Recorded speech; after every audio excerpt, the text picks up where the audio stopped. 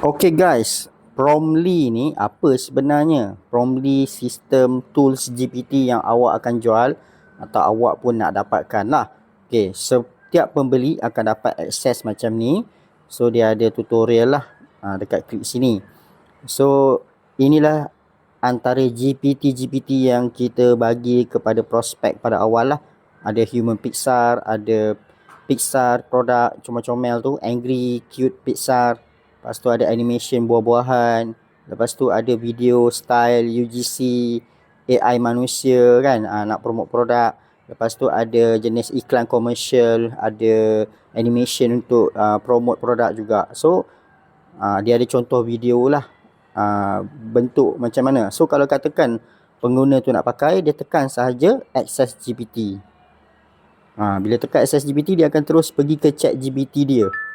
Okey, di mana bila dia pergi chat GPT dia hanya perlu untuk upload gambar-gambar produk. Contohlah nak jual krim buang bulu kaki ni kan. Kalau boleh banyak-banyak gambar produk lah. Ataupun dia upload sekali dengan product sheet. Okey, so dia upload.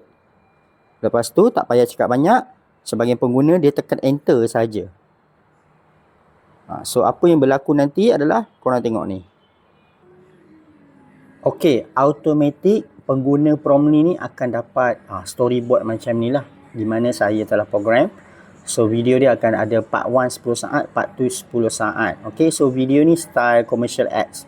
So video dia akan ikut storyboard ni lah, di mana storyboard ni kita perlu download dan perlu dipakai di Google Flow, OmniFlash ataupun Seedance, boleh pakai. Okey, seterusnya apa yang best adalah selepas keluar storyboard, pengguna Promly hanya perlu type next, kemudian tekan enter. Apa yang berlaku adalah pengguna Promly akan terus dapat video prompt automatik berdasarkan storyboard ini untuk part pertama dulu. Nampak? Part pertama dulu. Okay, so prompt ni terus boleh copy dan tak payah fikir apa, pakai di Google Flow OmniFlash. So untuk part tu, sambung balik, type next, kemudian enter. Terus dapat prompt untuk part 2. So dengan cara ini, Promly membantu memudahkan kerja, tidak memeningkan otak sebab nak fikir prompt, nak fikir idea, nak buat video AI, sebab dia automatik bagi storyboard, dan memantapkan lagi video tu lah, sebab yang program ni adalah seorang marketer lah, memang orang kerja cari sale. Seterusnya adalah mengurangkan kos untuk bila salah buat video AI. Sebab bila ada prompt yang betul, storyboard yang betul, kita main copy paste saja. Tak perlulah kita generate video AI dekat Flow tu banyak kali. Kalau buat manual, terpaksa buat banyak kali sebab selalu salah.